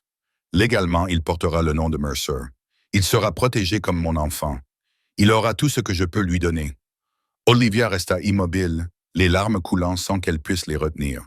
Elle voulait parler, mais sa gorge était nouée. C'est Emma qui brisa le silence. Elle sautait sur place en applaudissant et en applaudissant. « Alors Liam est vraiment mon petit frère. Vraiment. Je veux que Liam m'appelle sa grande sœur. Je vais apprendre à Liam à jouer à la poupée, à dessiner et à faire du ballet. » Olivia rit à travers ses larmes, s'approcha d'Alexander et enlaça Liam et lui. « Oui, murmura-t-elle. Oui, j'accepte. » À cet instant, dans les bras d'Alexander, avec Emma qui tournait et sautait autour d'eux et Liam qui riait dans ses mains, Olivia eut l'impression d'avoir trouvé la famille dont elle n'avait jamais osé rêver.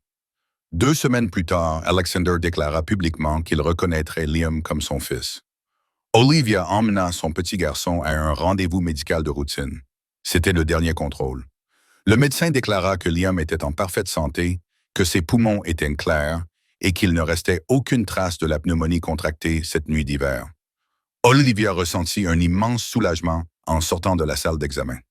Liam dormait dans ses bras après avoir été vacciné. Emma était à la maison avec Madame Ashford et Olivia avait promis d'apporter à la petite fille un gâteau au chocolat de la boulangerie près de la clinique. 2 gardes du corps l'accompagnaient, l'un au volant, l'autre sur le siège passager avant. Tous 2 étaient des hommes d'Alexander, formés professionnellement et entièrement armés. Olivia avait l'habitude d'être accompagnée chaque fois qu'elle sortait, et cela ne la dérangeait plus. C'était le prix à payer pour aimer un homme comme Alexander Mercer. La voiture roulait sur une route tranquille menant à Tribeca lorsque tout se passa trop vite pour qu'Olivia puisse réagir. Un gros camion surgit soudainement d'une ruelle latérale et traversa la route, leur bloquant le passage. Le conducteur freina brusquement et Olivia fut projetée en avant. Son instinct la poussa à serrer Liam contre sa poitrine pour le protéger. « Qu'est-ce que... » Le garde assis sur le siège passager n'eut pas le temps de finir sa phrase que des coups de feu retentirent. 2 coups précis, mortels. Les 2 gardes du corps s'effondrèrent instantanément. Du sang jaillit sur le pare-brise et Olivia hurla d'horreur. La porte de son côté s'ouvrit brusquement et des mains rugueuses l'attrapèrent et la traînèrent dehors. Olivia se débattit comme une furie, donnant des coups de pied, griffant, mordant, faisant tout ce qu'elle pouvait pour garder Liam dans ses bras. « Non, ne touchez pas à mon bébé. »« Non !» hurla-t-elle, sa voix déchirant l'air froid. Un poing s'abattit sur son visage, assez fort pour lui faire voir des étoiles et tourner la tête, le goût du sang envahissant sa bouche. Mais elle ne lâcha toujours pas prise. Elle serra Liam plus fort, même si le monde tournait autour d'elle. « Tais-toi !» grogna une voix masculine derrière un masque. « Emmenez-les tous les 2 maintenant. » Ils arrachèrent Liam de ses bras, et les cris de son fils déchirèrent le cœur d'Olivia. Elle essaya de se débattre, essaya de l'atteindre, mais quelqu'un lui lia les mains derrière le dos, lui banda les yeux avec un morceau de tissu noir et la jeta à l'arrière du camion comme un sac poubelle. Elle entendit Liam pleurer quelque part près d'elle et tenta de ramper vers le bruit, essayant de lui dire « Maman était là, maman te protégerait », mais le camion s'éloigna dans un rugissement, le moteur engloutissant tous les sons, et Olivia ne put que sangloter dans l'obscurité. Dans le penthouse de Tribeca, Alexander était en réunion avec ses hommes lorsque son téléphone vibra. Il était sur le point de l'ignorer, mais quelque chose le poussa à regarder l'écran. Un message vidéo provenant d'un numéro inconnu. Il l'ouvrit et son monde s'écroula. À l'écran, Olivia était assise sur un sol en béton froid, les mains liées derrière le dos, du sang séché sur la bouche et la joue. Ses yeux étaient bandés, mais Alexander pouvait encore voir la peur dans la façon dont ses épaules tremblaient. Et dans le coin de l'image, Liam était allongé dans un lit de bébé en métal rouillé, pleurant jusqu'à en avoir la gorge irritée. La voix de Castellano résonna dans la vidéo, froide et satisfaite. « Mercer, ça fait longtemps. J'ai un cadeau pour toi. Un petit rire moqueur. Échange sa vie et celle des garçons contre ton empire. Tout, tout ce que tu as construit. Et peut-être, juste peut-être, je les laisserai vivre. Tu as 24 heures. » La vidéo s'est terminée. Alexander est resté figé pendant une seconde, puis une autre. Puis il a lancé le téléphone contre le mur de toutes ses forces. L'écran s'est brisé, mais cela n'a pas apaisé la rage qui bouillonnait dans lui. Il a renversé la table de réunion, les papiers volant partout, et un rugissement a jailli de sa gorge comme le cri d'un animal blessé. Tom Reeves a fait irruption dans la pièce, le visage blême en voyant la scène. « Que s'est-il passé, Castellano » demanda Alexander d'une voix grave, chaque mot semblant être forgé de glace et de feu. Il détient Olivia. Il détient Liam. Tom resta immobile, puis comprit immédiatement. Il ne s'agit pas seulement d'un territoire. Il veut se venger. Se venger pour son frère. Alexander fixait le vide, et Tom vit dans les yeux de son patron quelque chose qu'il n'avait jamais vu auparavant. De la peur. 2 ans plus tôt, après l'assassinat de Catherine, Alexander avait retrouvé le frère de Castellano, l'homme qui avait directement orchestré l'attaque. Il l'avait tué d'une manière qui faisait encore frémir le milieu criminel new-yorkais. C'était une vengeance, la justice telle que leur monde la concevait. Mais Castellano n'avait pas oublié. Il avait attendu jusqu'à ce qu'Alexander ait quelque chose à perdre.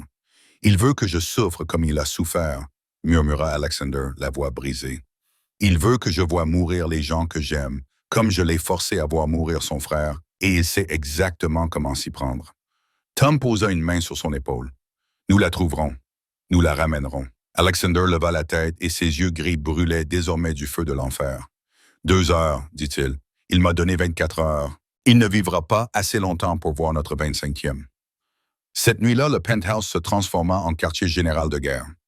Alexander convoqua toutes ses forces et en moins de 2 heures, des dizaines d'hommes en costume noir affluèrent, s'alignant dans le vaste salon comme des fantômes, attendant les ordres. C'étaient les hommes les plus loyaux de l'Empire Mercer, des hommes qui avaient vécu et étaient morts sous les ordres d'Alexander pendant des années. Armes prêtes, visages figés. Personne ne demanda pourquoi. Personne n'avait besoin de détails. Ils avaient seulement besoin de savoir que le patron avait appelé. Et ils vinrent. Tom Reeves se tenait debout devant une carte étalée sur la table et désigna un endroit à Brooklyn. « Nous avons confirmé l'emplacement, dit-il d'une voix ferme. Un entrepôt abandonné dans l'ancien quartier industriel près des docks. Castellano la retenait là-bas. Alexander fixa la carte, ses yeux gris scrutant chaque rue, chaque entrée, chaque endroit où une embuscade pouvait être tendue. « Combien d'hommes Castellano a-t-il? »« Au moins 30, répondit Tom. « Il est prêt. Il attend probablement cette occasion depuis longtemps. »« Alors il nous en faut 50, dit Alexander sans hésiter. « Appelez des renforts du New Jersey. Je veux que cet entrepôt soit encerclé avant même qu'il ne se rende compte de notre présence. » Tom acquiesça et se retourna pour aboyer des ordres à ses hommes. La pièce s'anima de coups de téléphone, de conversations radio et de pas précipités. Mais au milieu de cette tempête d'activité, Tom s'arrêta à côté d'Alexander et posa une main sur son épaule, comme un père poserait la main sur l'épaule de son fils. « Castellano veut que tu viennes de Bill, » dit Tom en baissant la voix pour qu'eux seuls puissent l'entendre. « C'est un piège, Alexander, tu le sais. »« Je le sais, » répondit Alexander sans se retourner. « Catherine ne voudrait pas que tu meures avec elle. » Tom poursuivit d'un ton grave. « Elle voulait que tu vives. Elle voulait que tu prennes soin d'Emma. » Alexander se retourna et Tom vit ses yeux gris cerclés de rouge. Non pas de rage, mais de douleur, retenu par sa seule volonté. « Catherine voudrait que je sauve les gens que j'aime, » dit Alexander, la voix brisée. « C'est ce qu'elle ferait. C'est ce qu'elle a fait pour moi, Tom. Elle est morte pour moi, et je ne laisserai pas cela se reproduire. Je ne resterai pas là à regarder une autre femme mourir dans mes bras. » Tom resta silencieux pendant un long moment, regardant l'homme qu'il avait servi pendant plus de 20 ans. Depuis l'époque où Alexander était un jeune homme ambitieux, jusqu'au jour où il était devenu le patron le plus puissant de New York. Tom avait vu Alexander aimer, perdre, souffrir et se refermer sur lui-même. Et maintenant, il le voyait revenir à la vie. Elle serait fière de toi, Alexander, dit enfin Tom d'une voix inhabituellement chaleureuse. Catherine serait fière de te voir ouvrir à nouveau ton cœur. Elle serait heureuse que tu aies trouvé quelqu'un d'autre, qu'Emma est une mère, que tu ne vives plus dans l'obscurité. Alexander ne répondit pas par des mots, mais il tendit la main, prit celle de Tom et la serra. C'était la première fois depuis des années qu'il faisait cela, et Tom comprit. C'était de la gratitude, de la confiance, un adieu au cas où le pire arriverait. Puis Alexander lâcha prise, se détourna et s'éloigna dans le couloir vers la chambre d'Emma. La chambre rose de la princesse était paisible dans la nuit. Une veilleuse en forme d'étoile projetait de petites traînées de lumière sur le plafond. Emma dormait, ses boucles brunes répandues sur son oreiller. Un bras enroulé autour d'un ours en peluche, son visage d'ange, inconsciente que hors de cette chambre, le monde s'écroulait. Alexander s'assit à côté du lit de sa fille et la regarda dormir. Il y a 4 ans, Catherine avait donné naissance à cette petite fille. Alexander avait pensé que c'était le jour le plus heureux de sa vie. Puis, il y a 2 ans, il avait perdu Catherine et Emma était devenue la seule raison pour laquelle il continuait à respirer. Maintenant, il y avait aussi Olivia et Liam, une famille qu'il n'aurait jamais pensé avoir. Il se pencha, embrassa Emma sur le front et lui murmura à l'oreille, même s'il savait qu'elle ne pouvait pas l'entendre. « Je vais ramener maman Olivia, ma chérie. Je te le promets. Je vais ramener maman et bébé Liam à la maison sains et saufs. » C'était la première fois qu'il appelait Olivia la mère d'Emma. Et en prononçant ces mots, Alexander réalisa à quel point ils étaient vrais. Olivia était devenue la mère d'Emma à tous les égards, et il ne laisserait personne lui voler cela. Quand il se leva, il vit Madame Ashford dans l'embrasure de la porte. La sévère gouvernante qu'il connaissait depuis plus de 10 ans pleurait, des larmes coulant silencieusement sur ses joues ridées. « Ramenez-la à la maison, Monsieur Mercer, » dit-elle d'une voix tremblante. « Ramenez-les tous les deux à la maison. Cette maison a besoin d'eux. Emma a besoin d'eux. » Elle fit une pause, puis ajouta, la voix brisée. « Vous avez besoin d'eux. » Alexander s'approcha d'elle et posa une main sur son épaule comme un serment. « Je les ramènerai à la maison, dit-il, ou je mourrai en essayant. » L'entrepôt abandonné se trouvait dans un ancien quartier industriel de Brooklyn, loin des rues bondées de Manhattan, comme s'il appartenait à un autre monde. À l'intérieur, la lumière jaune blafarde des ampoules nues suspendues à des fils électriques lâches se répandait dans un vaste espace qui sentait l'humidité et l'huile de machine. Des piliers de béton fissurés soutenaient un toit métallique rouillé, et le vent nocturne s'engouffrait dans les interstices, produisant un sifflement aigu et perçant qui ressemblait au chant matinal des âmes oubliées. Olivia était assise sur une chaise en bois au milieu de l'entrepôt. Ses mains étaient solidement attachées derrière son dos, avec une corde rugueuse qui lui entaillait la peau chaque fois qu'elle essayait de se débattre. Du sang séché maculait sa bouche et sa joue, souvenir du coup de poing reçu plus tôt dans l'après-midi, et son corps était douloureux à cause du froid et de l'épuisement. Mais ce qui lui faisait le plus mal, ce n'étaient pas les ecchymoses sur sa peau, c'étaient des faibles pleurs de Liam, qui provenaient du lit de fer rouillé situé à quelques mètres de là. Son fils avait pleuré jusqu'à en avoir la voix rauque, et maintenant, il ne restait plus que de petits sanglots entrecoupés, comme si même le bébé avait commencé à perdre espoir. Victor Castellano était assis sur une chaise en face d'Olivia, une jambe posée sur une caisse en bois, un cigare cubain à moitié brûlé entre les doigts. C'était un homme d'une 40aine d'années, au visage anguleux marqué par une longue cicatrice qui allait de la tempe à la pommette, et aux yeux noirs et froids comme ceux d'un serpent. Il observait d'Olivia avec la patience satisfaite d'un chat jouant avec une souris avant de la tuer. Castellano parla en soufflant de la fumée de cigare dans l'air et dit que Mercer avait tué son frère juste devant lui, que Mercer l'avait forcé à regarder chaque seconde et chaque minute pendant que son frère suppliait pour avoir la vie sauve. Il pencha la tête, un sourire glacial se dessinant sur ses lèvres, et jura sur la tombe de son frère qu'il prendrait à Mercer ce qui lui était le plus cher. Et maintenant, le destin lui avait livré Olivia. Olivia ne dit rien. Elle se contenta de le fixer avec haine. Elle n'avait plus peur. Ou peut-être avait-elle eu peur si longtemps qu'elle ne pouvait plus ressentir cette émotion. Elle ne pensait qu'à Liam et Emma qui l'attendaient à la maison. Et Alexander? La porte de l'entrepôt s'ouvrit en grinçant et Olivia tourna la tête. Quand elle vit qui entrait, elle eut l'impression de recevoir un coup de poing dans l'estomac. Ryan Mitchell. Il portait son costume gris habituel, mais son assurance habituelle avait disparu, remplacée par une tension et une inquiétude gravées sur chaque trait de son visage. Il évitait de son regard, fixant le sol, le mur, n'importe quoi sauf elle. Olivia murmura, la voix brisée par le choc, lui demandant s'il était là, lui demandant ce qu'il faisait là. Ryan ne la regardait toujours pas et répondit qu'il n'avait pas le choix. Castellano a ri, le son résonnant dans l'entrepôt comme le cri d'un corbeau, et a demandé si elle ne savait toujours pas. Il s'est levé, s'est approché de Ryan et lui a tapoté l'épaule comme on le fait à un allié. Il a dit à Olivia que c'était son ancien petit ami qui lui avait donné l'information, que Ryan lui avait dit où elle était, ce qu'elle faisait, avec qui elle était, que Ryan l'avait aidé à planifier son enlèvement. Castellano regarda Ryan avec mépris et dit que tout cela n'était qu'un silence d'une seule bouche. Le monde semblait tourner autour d'Olivia. Elle regarda Ryan, l'homme qu'elle avait autrefois aimé, en qui elle avait autrefois eu confiance, pour qui elle avait autrefois porté un enfant, et elle vit la vérité s'écrire clairement sur son visage. Il ne le nia pas. Il ne s'expliqua pas. Il resta simplement là, silencieux, le lâche qu'il avait toujours été. Olivia prononça son nom, tremblante, essayant de former le reste. Mais Ryan finit par exploser, se retournant vers elle avec des yeux pleins de ressentiment, criant qu'elle allait détruire sa carrière, que le scandale de l'enfant illégitime, la mère célibataire, tout cela serait révélé au grand jour si elle restait en vie, qu'il était sur le point de devenir sénateur, qu'elle devait comprendre qu'il ne pouvait pas la laisser tout gâcher. Olivia lui demanda si cela signifiait qu'il voulait la tuer, et un rire amer s'échappa de ses lèvres et se mêla aux larmes qui coulèrent sur son visage. Elle lui demanda s'il voulait tuer son propre fils, son sang. Ryan se tut. Il ne le nia pas, il ne le justifia pas. Il resta simplement silencieux. Et ce silence était une réponse plus claire que n'importe quel mot.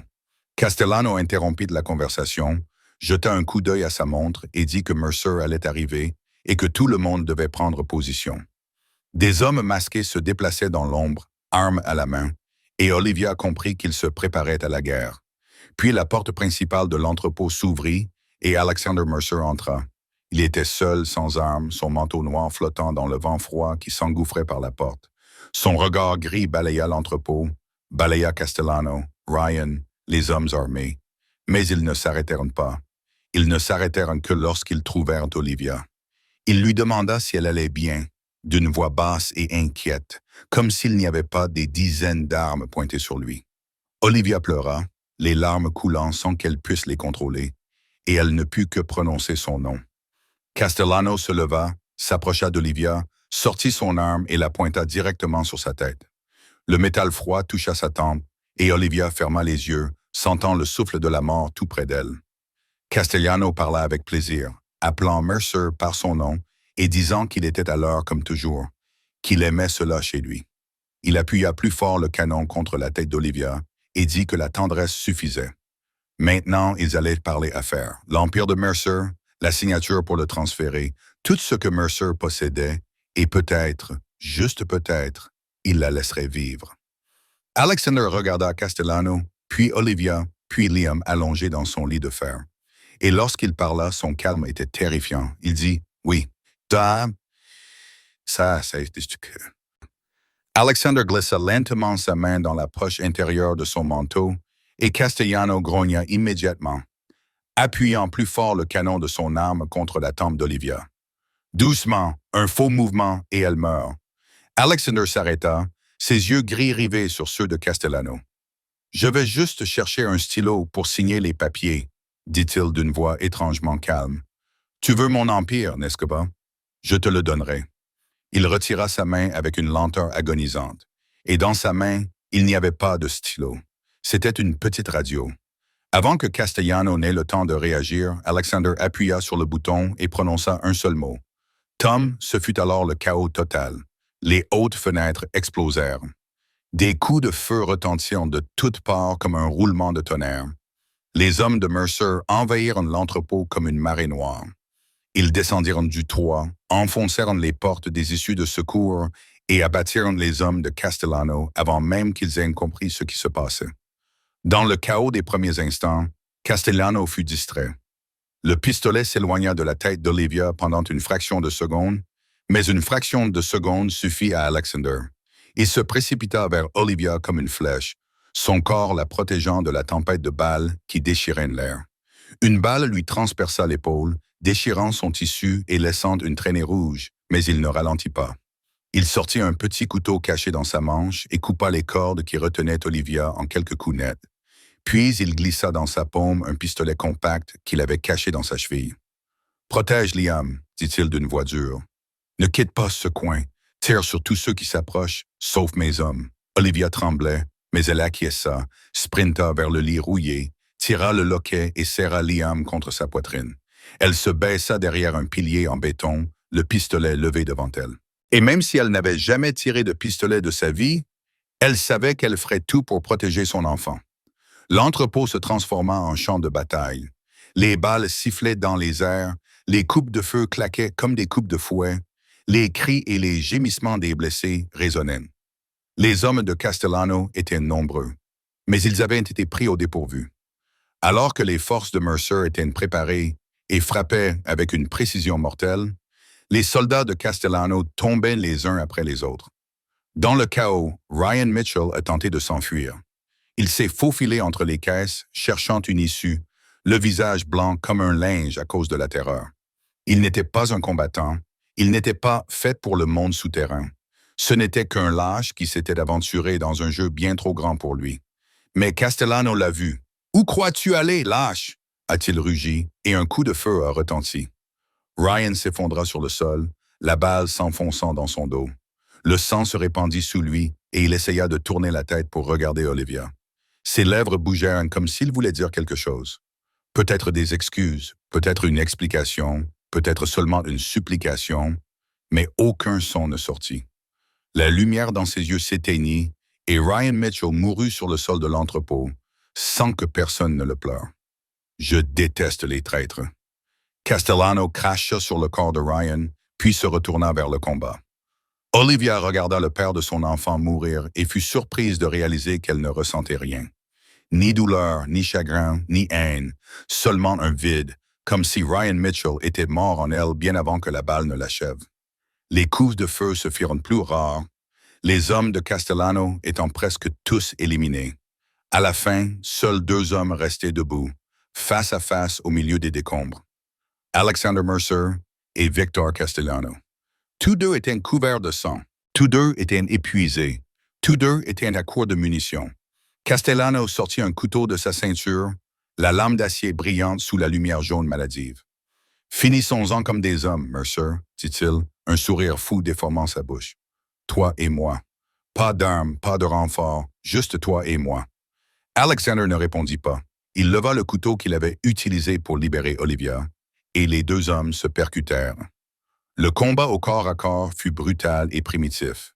Les couteaux s'entrechoquèrent, le sang gicla, les grognements et les respirations saccadées se succédèrent. Castellano était un combattant aguerri, mais Alexander se battait avec le désespoir d'un homme protégeant tout ce qu'il aimait. La lame de Castellano s'enfonça dans le flanc d'Alexander, qui serra les dents pour supporter la douleur déchirante. Mais au lieu de reculer, il profita de l'occasion pour saisir le poignet de Castellano, le tordre violemment et projeter son ennemi au sol. Il chevaucha Castellano, l'étranglant d'une main, et de l'autre, il arracha le couteau de son flanc dans un hurlement de douleur. Alexander regarda l'homme qui avait enlevé Catherine, qui avait failli enlever Olivia et Liam. « Tu as tué Catherine, » dit-il d'une voix glaciale. Castellano rit, du sang coulant de sa bouche. « Et tu vivras avec cette douleur pour toujours, Mercer. Même si je meurs, tu verras son visage chaque nuit. Tu ne trouveras jamais la paix. » « Non, » dit Alexander. « Plus maintenant. » Il enfonça le couteau dans la poitrine de Castellano. « Ça, c'est pour Catherine. » Il retira la lame, le sang éclaboussant sa main, et poignarda à nouveau. « Et ça, c'est pour Olivia. » Castellano eut quelques soubresauts, les yeux noirs écarquillés et fixés sur le plafond de l'entrepôt. Puis il resta immobile. 2 ans de dette de sang, enfin payés. Alexander se releva en titubant, le sang coulant de la blessure sur son flanc. Il s'avança vers Olivia pas à pas, lourdement, comme si le monde entier reposait sur ses épaules. Il parvint seulement à voir son visage, à voir Liam en sécurité dans ses bras. Puis il s'effondra juste devant eux. « Alexander !» hurla Olivia en posant Liam par terre et en se jetant à ses côtés. Elle prit sa tête dans ses mains, tremblantes, et tenta d'appuyer sur la blessure qui ne cessait de saigner. « Je suis là, ne me quitte pas. Je t'en prie, ne me quitte pas. » Alexander leva les yeux vers elle, et un faible sourire effleura ses lèvres. « Je t'avais promis de te ramener à la maison. » Puis ses yeux se fermèrent. Alexander survécut à l'opération de 8 heures. Les médecins parlèrent de miracle, affirmant que la blessure au couteau avait manqué son cœur de quelques centimètres seulement et que la quantité de sang qu'il avait perdu aurait tué n'importe qui d'autre. Mais Alexander Mercer n'était pas n'importe qui d'autre, et il se battit pour vivre avec la même férocité qu'il utilisait pour protéger les personnes qu'il aimait. Olivia ne quitta pas l'hôpital pendant les 2 premières semaines. Elle dormait dans le fauteuil à côté de son lit, lui tenait la main chaque nuit comme si elle craignait qu'il disparaisse dès qu'elle la lâcherait. Madame Ashford s'occupait d'Emma et de Liam à l'appartement terrasse, et Tom Reeves veillait à ce que personne ne puisse menacer la famille Mercer pendant que le patron était affaibli. Les 3 mois de convalescence passèrent lentement mais sûrement. Alexander passa de l'incapacité de s'asseoir à la possibilité de marcher pour s'entraîner à retrouver ses forces. Olivia resta à ses côtés à chaque étape, le soutenant lorsqu'il vacillait, riant lorsqu'il s'énervait face à son impuissance, l'embrassant chaque soir avant de dormir et lui disant qu'elle l'aimait, qu'elle lui était reconnaissante et qu'elle ne partirait nulle part. L'Empire Mercer était plus fort que jamais après l'élimination de Castellano. Aucun ennemi n'osait plus le défier, et New York retrouva enfin la paix sous le règne d'Alexander. Mais ce qui comptait plus pour lui que le pouvoir ou le territoire, c'était l'appartement terrasse de Tribeca, désormais rempli de rire. Olivia ouvrit un petit studio de décoration d'intérieur au cœur de Manhattan. Elle réalisait ainsi un vieux rêve. Elle travaillait à temps partiel et passait la plupart de son temps avec sa famille.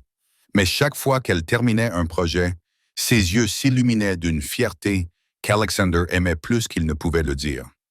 Emma et Liam étaient devenus inséparables. La fillette de 4 ans assumait son rôle de grande sœur avec un sérieux presque trop mignon, apprenant à Liam tout ce qu'il fallait savoir, de la façon d'applaudir à la façon de dire « maman » et « papa ». Liam, désormais âgé de 9 mois, regardait Emma comme si elle était tout son univers. Et le son des rires quotidiens des 2 enfants était la plus belle musique que le penthouse ait jamais connue. Madame Ashford est devenue une grand-mère aux yeux des enfants, même si elle n'a jamais officiellement accepté ce titre. Elle était toujours stricte, dirigeait toujours la maison d'une main de fer. Mais chaque fois qu'Emma appelait Madame Ashford ou que Liam tendait la main vers elle, son regard s'adoucissait d'une manière que seules les personnes qui l'aimaient vraiment pouvaient remarquer. Une nuit d'hiver, alors que la neige commençait à tomber et à recouvrir la ville de blanc, Alexander dit à Olivia « Je veux t'emmener quelque part ce soir. » Olivia ne demanda pas où. Elle lui faisait confiance et avait appris que parfois, les plus belles surprises venaient du fait de laisser Alexander prendre les devants. La Maybach noire glissa dans les rues de Manhattan, et lorsqu'elle s'arrêta, Olivia regarda par la fenêtre et sentit son cœur se serrer. L'ancien arrêt de bus du Lower East Side. Le banc rouillé était toujours là, recouvert d'une fine couche de neige blanche. Le panneau de bus clignotait encore dans la nuit hivernale, là où tout avait commencé. « Pourquoi ici ?» murmura-t-elle, les yeux remplis de larmes. Alexander ne répondit pas. Il lui prit simplement la main et la conduisit hors de la voiture. Ils marchèrent dans la neige fraîche jusqu'au banc, puis Alexander s'arrêta. Puis il s'agenouilla, exactement là où il s'était agenouillé près d'1 an plus tôt pour couvrir un bébé gelé dans les bras d'une mère désespérée. « Il y a 3 mois, commença-t-il d'une voix basse et légèrement tremblante d'émotion, j'ai failli mourir. Quand j'étais sur cette table d'opération, quand j'étais entre la vie et la mort, je n'ai pensé qu'à une seule chose. » Il leva les yeux vers elle, ses yeux gris brillants sous la lumière du réverbère. « Je pensais que je ne te l'avais pas encore demandé. » Il sortit une boîte en velours rouge de son manteau et l'ouvrit pour révéler une bague. Ce n'était pas un énorme diamant étincelant comme on pourrait s'y attendre de la part d'un parrain de la mafia, mais une bague classique et élégante avec un petit diamant raffiné serti dans des courbes d'or blanc en forme de pétales. « C'était la bague de ma mère, » dit Alexander. « Elle me l'a donnée avant de mourir et m'a dit qu'elle était destinée à la femme qui donnerait envie à son fils de vivre. et pas seulement d'exister. Il prit une profonde inspiration. Olivia Hayes, tu es venue vers moi alors que je ne croyais plus en rien. Tu m'as redonné foi en la vie, en l'amour, en la famille. Tu m'as tout donné, sa voix se brisa. Me donneras-tu aussi toute ta vie? Olivia pleura, les larmes coulant sur ses joues. Mais c'étaient des larmes de joie. Elle s'agenouilla à sa hauteur, prit son visage entre ses mains et lui parla avec tout l'amour qu'elle avait.